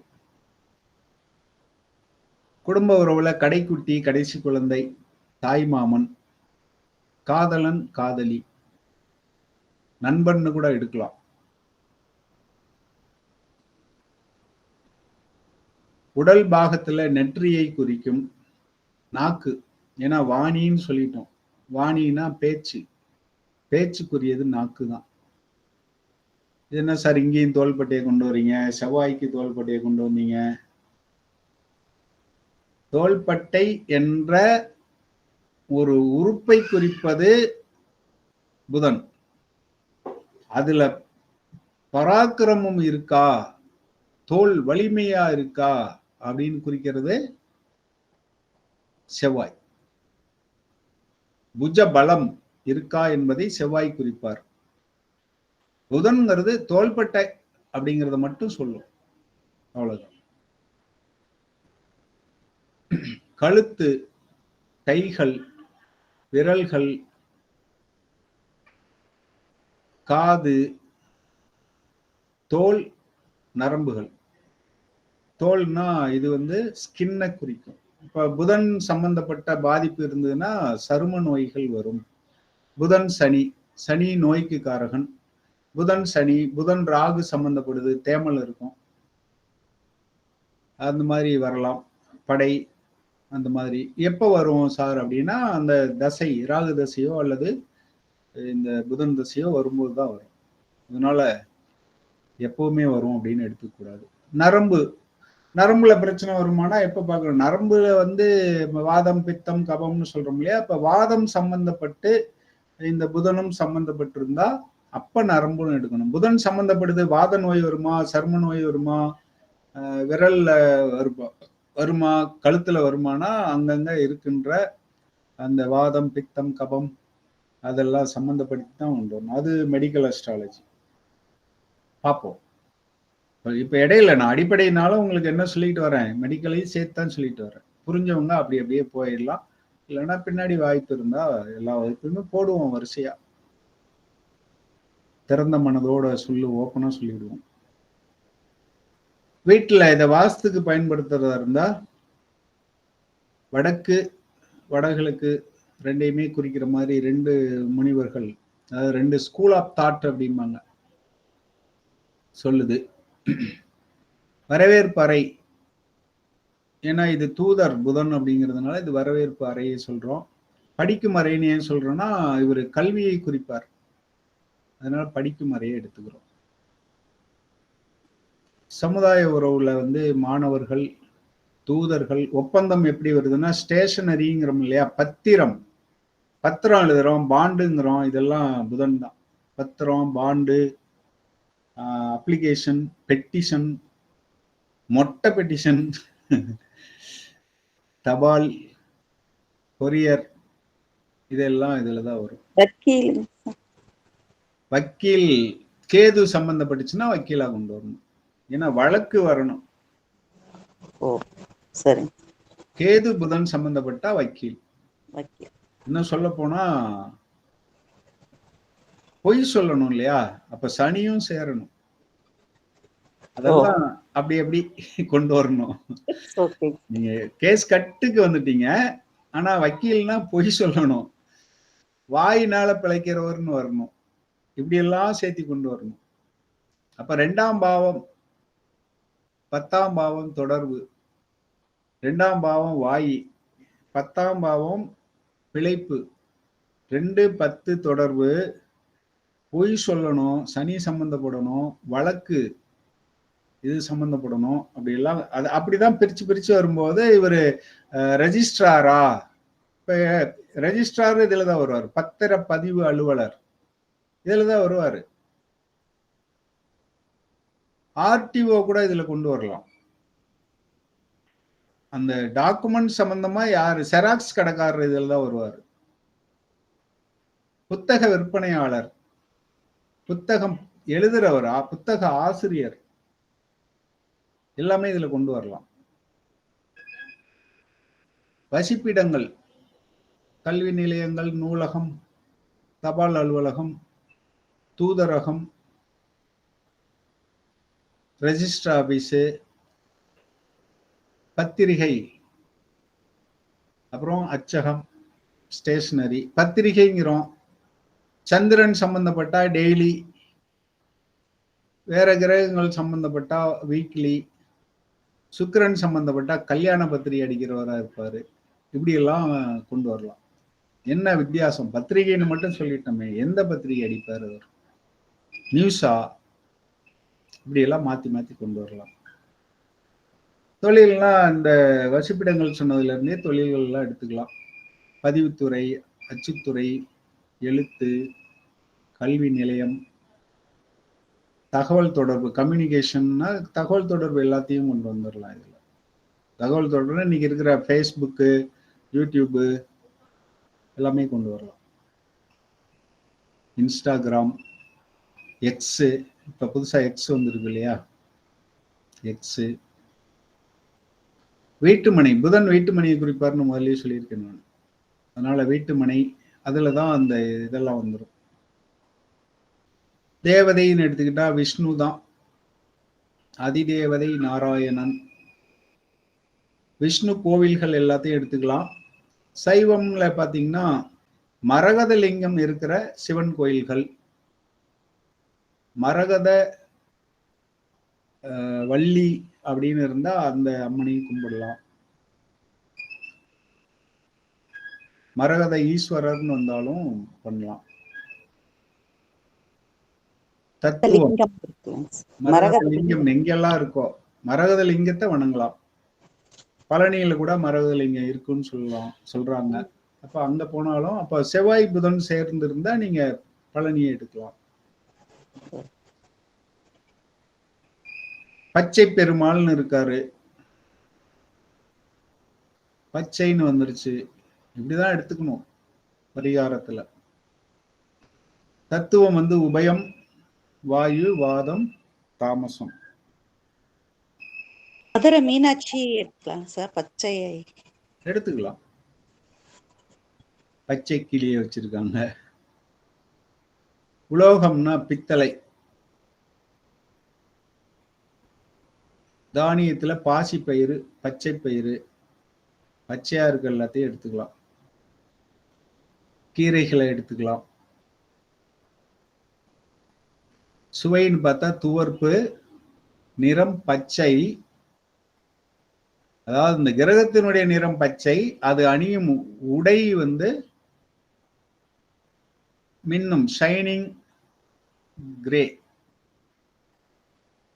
ரத்தின கற்கள் வந்து இதுதான் பச்சை கல்.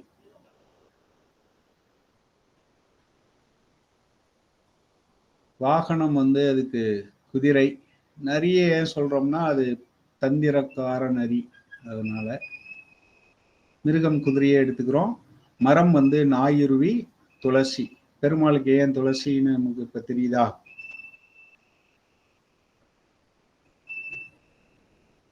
புதன் பிறந்த நட்சத்திரம் எதுங்க?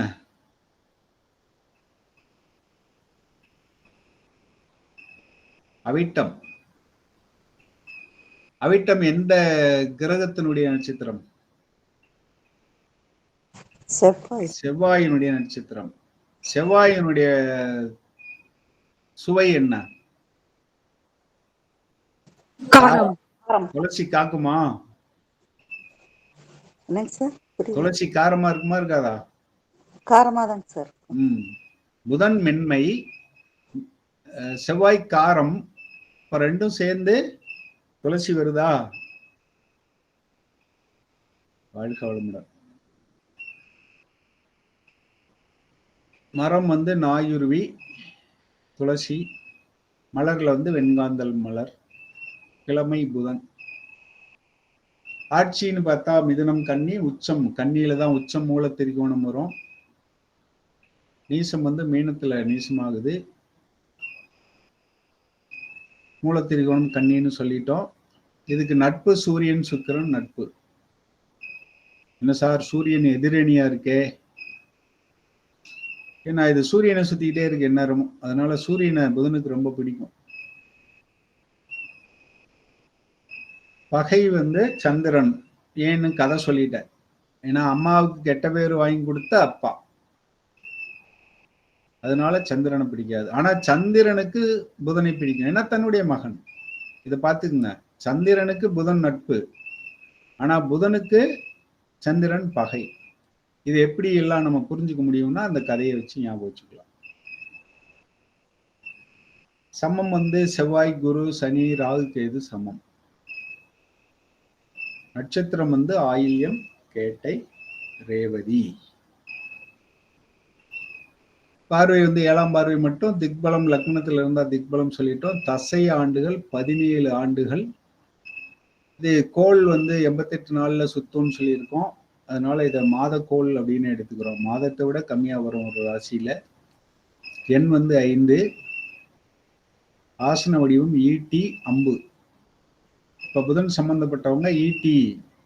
இப்ப பைக்ல எல்லாம் 2 ஈட்டியை வச்சு அப்படி வச்சுக்கலாம், 2 அம்பு வச்சுக்கலாம். கதை மாந்தர் விஷ்ணு தான். பாராயணம்னா விஷ்ணு சகஸ்ரநாமம், புதன் காயத்ரி சொல்லிக்கலாம். புதன் விரல் சுண்டு விரல் தான். வாழ்க வளமுடன். ஏதாவது சந்தேகம் இருக்கிறதா? வகுப்பை நிறைவு செய்யலாமா? ஐயா குள்ளப்பன் ஐயா, நீங்க வகுப்பு கண்டினியூ பண்ண போறீங்களா? நன்றி.